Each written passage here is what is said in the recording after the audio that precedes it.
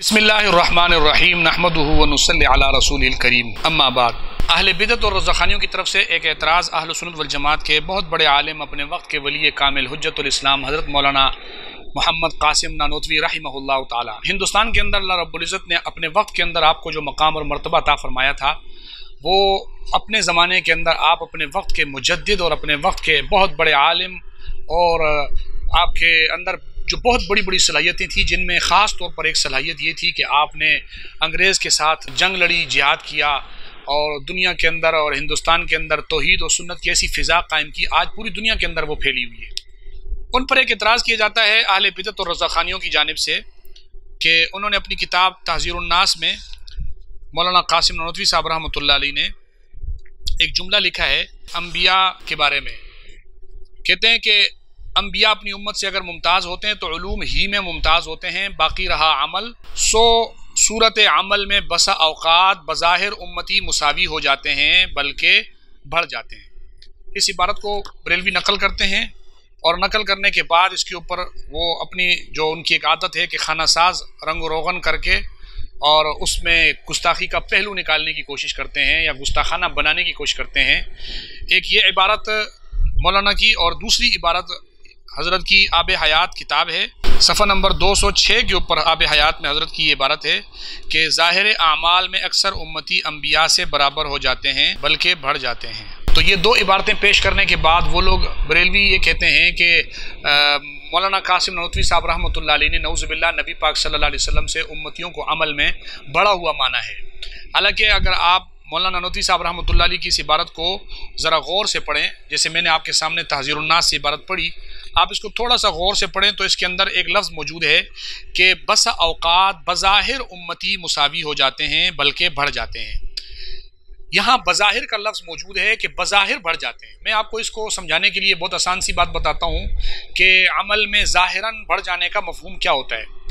वो मफ़हूम ये होता है कि देखो, नबी पाक सल्लल्लाहु अलैहि वसल्लम के बारे में सीरत के तमाम उलमा इस बात पर मुत्तफ़िक़ हैं कि आपने नबूवत के बाद सिर्फ़ एक हज किया था। जब हज फ़र्ज़ हुआ उसके बाद चंद ही उम्रें आपने किए, एक ही हज किया और अपनी 23 साल ज़िंदगी में नमाज़ें पढ़ी। ज़ाहिर है 5 वक्त की नमाज़ें 23 साल ज़िंदगी में पढ़ी।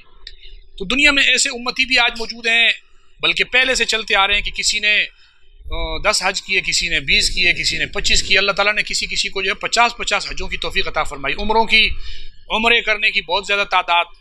23 साल आप सल्लल्लाहु अलैहि वसल्लम ने फ़र्ज़ नमाज़ें पढ़ी और ऐसे भी लोग दुनिया में मौजूद हैं जिनकी 100 साल उम्र हो जाती है, 80 साल उम्र हो जाती है, वो इतने अरसे में नमाज़ें पढ़ते हैं। तो गिनती के हिसाब से इनकी नमाज़ें ज़्यादा होती हैं। तो हज़रत इसको कह रहे हैं कि बज़ाहिर उम्मती अमल में बढ़ जाता है, लेकिन हकीकत में नबी पाक सल्लल्लाहु अलैहि वसल्लम का जो अमल है एक, बल्कि मैं यूँ कहूँ कि आपकी 23 साल ज़िंदगी के अंदर जो आपने फ़र्ज़ नमाज़ें पढ़ी हैं वो एक तरफ,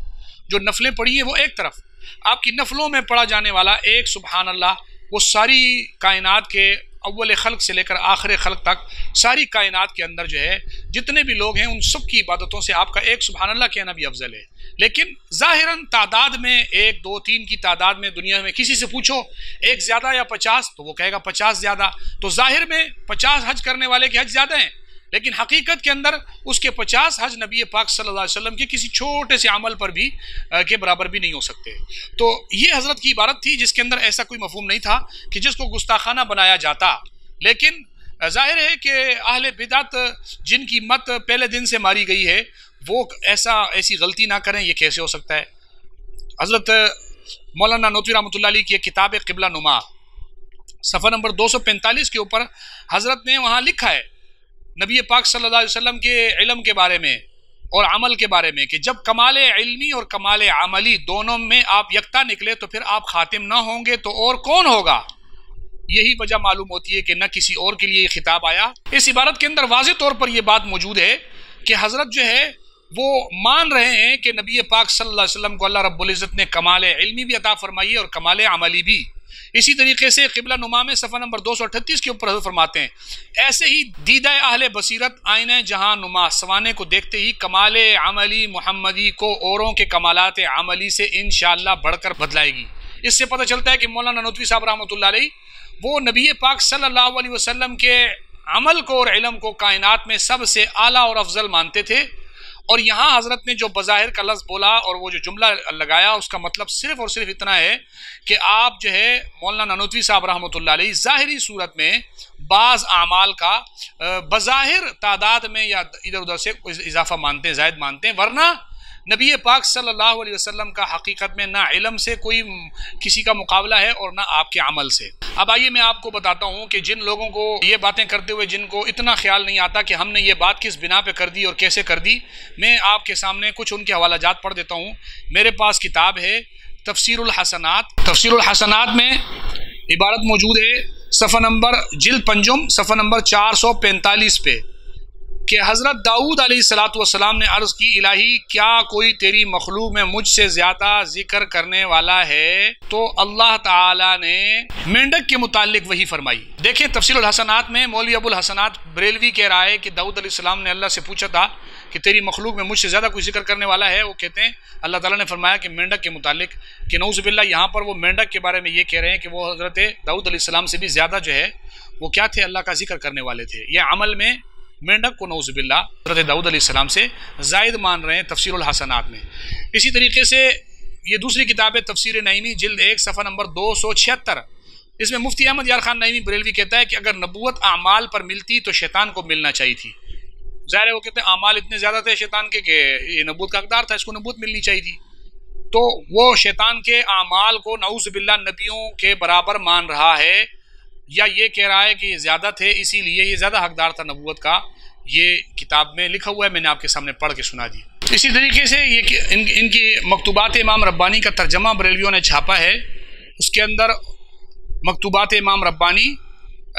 جلد اول میں صفحہ نمبر 462 پر اور مشکل کشا کتاب صفحہ نمبر 77 پر لکھا کہ اس لیے حضور کی امت کے علماء انبیاء کا مرتبہ عطا فرما کر شریعت کی تقویت اور ملت کی تائید کا کام ان کے سپرد کر دیا۔ تو یہ بتا رہا ہے کہ نعوذ باللہ امتی جو ہے وہ نبی کا ان کو نبوت کا مرتبہ ملا ہوا ہے۔ مولانا نانوتوی تو بظاہر عمل کی بات کرتے ہیں، یہ تو امتیوں کو نبیوں کے مرتبے میں برابر کہہ رہے ہیں۔ اسی طریقے سے مشکل کشا صفحہ نمبر 38 کے اوپر اور مکتوبات امام ربانی جو بریلویوں نے جس کا ترجمہ چھاپا ہے، تحریف کر کے جو ترجمہ چھاپا ہے، اس کے صفحہ نمبر 1609 میں وہ لکھتے ہیں کہ اگر امتوں میں کوئی فرد اپنے پیغمبر کے طفیل سے بعض پیغمبروں کے اوپر بھی چلا جائے تو خادمیت اور تبعیت کے عنوان سے ہوگا۔ اسی طریقے سے مکتوبات امام ربانی حصہ چہارم میں صفحہ نمبر 548 پر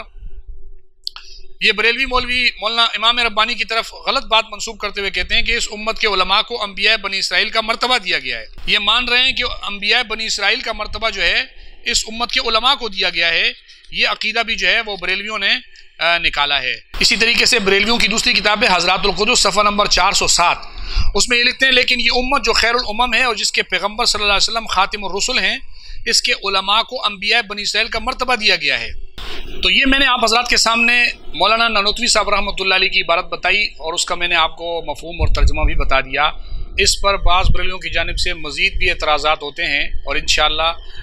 اگر کسی بریلوی نے اس پر اعتراض کیا تو میں آپ کو اس کے پارٹ 2 کے اندر انشاءاللہ اس کا تفصیل سے جواب دوں گا۔ اور مجھے پتہ ہے کہ بریلویوں کی جانب سے اس پر کیا گفتگو ہوگی، لیکن چونکہ یہاں پر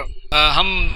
طوالت کے خوف سے بات کو مختصر کر رہے تھے، اس لیے آپ حضرات کے سامنے صرف اس بات کا مفہوم اور مطلب بیان کیا ہے۔ انشاءاللہ مزید تفصیل پھر یا باطل کو شک مفتی نجیب اللہ عمر